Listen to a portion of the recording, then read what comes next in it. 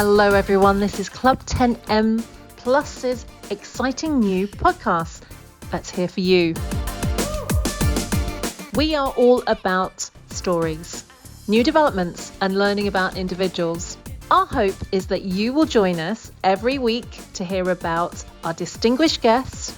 We hope to inspire you, bring you laughter and make you reflect. Our guests come from all walks of life and primarily they want to share their stories. Not sure about you, but I love a good story. So Club 10M Plus have devoted their time to creating these podcasts, to sharing great ideas and stories and much more. So tune in every week to make sure that you don't miss out. It could be you next week. Want to know more?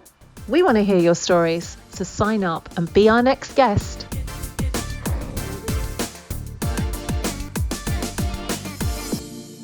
And I'd like to welcome Eddy today to a pitch to the Panther.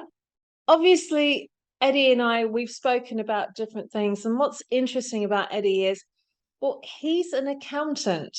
Now, we don't often have accountants, but he's an interesting accountant in that he has made his life totally accountable. And without further ado, Eddy, I want to hand over to you because let's hear the stories. Let's hear how you got to here. And I'll hand over. Thank you and welcome. Okay, thanks, CHRISTA. So I started off, as you mentioned, as an accountant. I worked with a company in total for maybe about 18, 19 years. I always had this idea in my head that I would like to maybe get into business for myself. That was kind of something that appealed, I suppose, like a lot of people, it appealed to me, but I never really knew what to do. So where I started was, I always had and still have a huge love for music. I mean, I could never play music, so I reckon the only place I could ever get involved in music maybe would be the businessy end of it. So with that note, I opened a record shop. So I borrowed money, went to the bank. I gave them a big pitch on what a brilliant idea it was, so much so that they gave me the money and I opened the shop. As it turned out, it wasn't exactly the best business I ever did in my life. And to compound it, I opened a second one. So to make a long story short, I ended up in a situation whereby I owed the bank a lot of money. I wasn't we weren't making the payments. That's what it boiled down to. I still love music, but not enough other people seem to love it as well, enough to keep shops going. So I was really in a tight...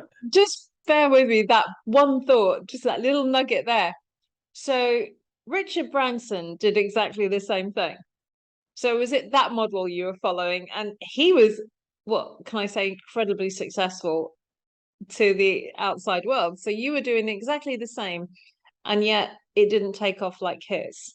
But we won't go into why, but you know, it's a business story, and I like the analogy. So yeah, so hang on. At this point, you're in a lot of debt. So what happened there?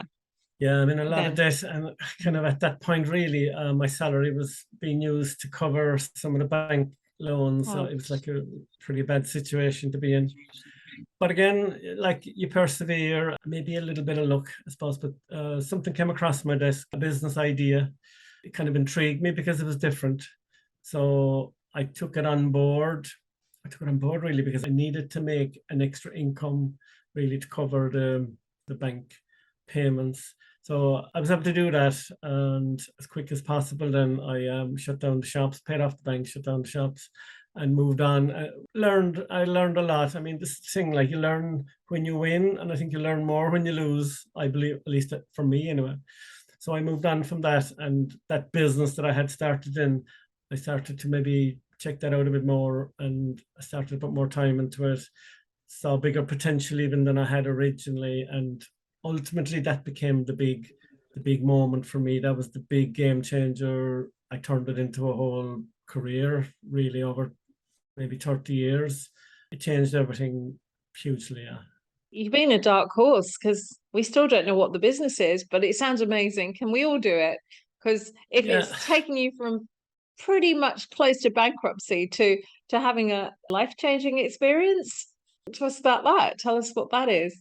Yeah, I suppose like timing too is a big thing. And then when I came across this, I mean, there were various situations in play. For example, the internet, like when I started, there was no mobile phone. I didn't have a mobile phone. Then I got the real big, massive one, the brick, I think it was called at the time. So it was at the very early stages of all this, telexes, faxes, all those things were still in operation. But it was the beginning of the internet and people understanding the internet and websites, and like email was a whole new like wow factor thing. And I suppose timing, it's like a lot of things, timing, and if you use timing to your advantage. So I tapped into all of that, and especially because where I'm based, where I live, is very rural in Ireland, and like having access to international markets isn't kind of the norm around here. But I understood that using the internet, using technology, no matter where you live, you can actually tap into a bigger marketplace. And that was the game changer as well there. Like, you know, sometimes you have to have a little bit of faith in yourself, and you have to have a bit of a belief in yourself that, that these things can happen, because it's too easy to give up, and it's too easy to say it's too hard and I can't do it, and it's not for me, and all very, very real. I mean, you talk about what I can hear is the positive attitude. I can hear that self-belief.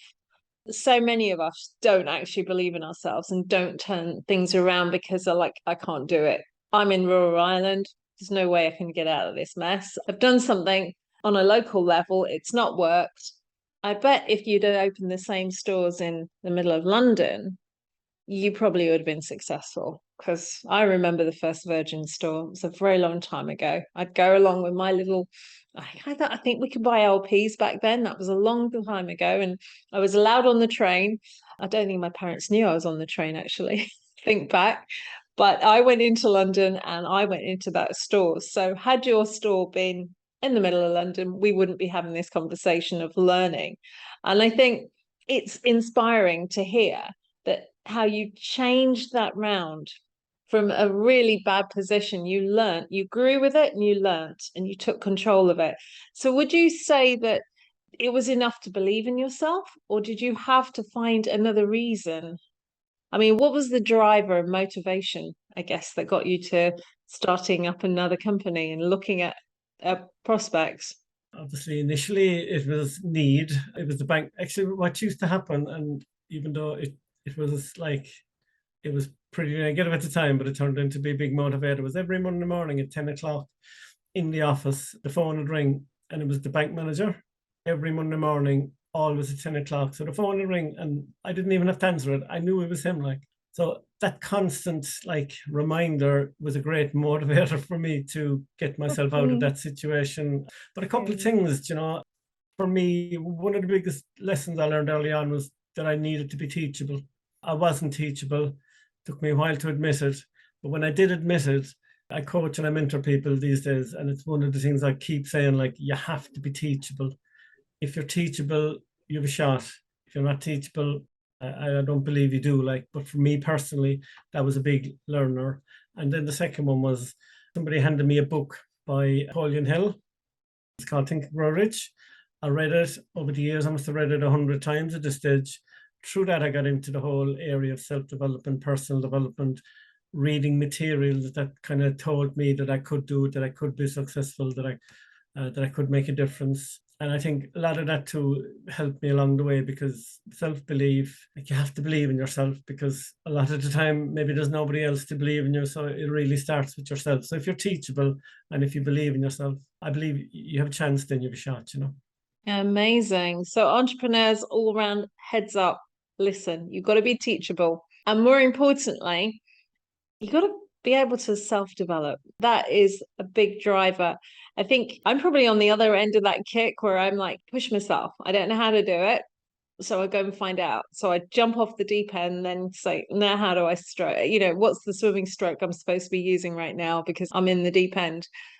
Not everyone has that. Not everyone wants to do that because they're quite comfortable where they are. I don't need to go out and earn any more money. I've got everything I need. I have everything I want. So what would you say to somebody that's achieved everything and just sitting there going, I don't really need it to learn anything else? Well, I think there's always more to learn. I mean, to follow my journey, I had gone from this 10 o'clock phone call on a Monday morning, owing all the money to the bank, to developing a business, Like we had this lifestyle with international travel, like I was on stage speaking to 5,000 people, whatever. So I was like, I was up here really. And then my whole life collapsed kind of under me. And we assume a lot of things, and we assume things are always going to be good, and we assume things are always going to be great. Once you get there, it's like you're on the crest of a wave, but it doesn't always work out like that. And for me, when my life changed, like everything really came, talk about, people talk about pulling the rug from under you. It all came crashing down. And I also learned a lot. Actually, I learned an awful lot more about life then than I probably previously had in the 20 odd years leading up to that, and I learned a lot about myself, probably more importantly. So learning about yourself is really key, because what you described there, yes, I've got everything, but hey, that can change in a wink of an eye, can't it? And when that does happen, how do you pick yourself back up? And that's what you've just described. That's what you've just gone through and explained. I can pick myself up and I can continue my journey, and I'm in a really, really cool place. And yeah, self-development helps you do that. So come on then, one good nugget that you can share with everyone today. What would you say is important and key? Well, what I would say is you have the potential to be successful. Everybody has the potential to be successful. One of the keys, again, as I said, you have to be teachable. Nobody knows everything. You have to be teachable. You have to have an open mind, and you have to kind of get into the whole space of like believing in yourself. It can be difficult at the time. And what I would also say is there's a lot of people out there that will tell you can't do it, you'll never do it, you won't be successful. You got to shut those people out. I learned a concept from a guy called Jim Rohn. It was you're the average of the 5 people you spend the most time with. And I learned another little add-on to that was that you should always be the bottom. You should be number 5 in that 5, not number 1. Because if you're number 1, you're not going to learn much. But you're the average of the 5 people you spend the most time with. That was a big learner for me. But nobody knows it all. But if you believe in yourself and you're willing to ask questions and look for help, that was one thing as well that I learned. There's a lot of people out there that are more than happy to help you, but you have to ask. Very true. Just ask. That's the takeaway. Eddy says, just ask, and you will find the 5 people that you need to be around, and make sure the 4 people that are with you are better than you. I think that's the takeaway. Thank you so much, Eddy. It's been a pleasure speaking to you today. Thanks, CHRISTA.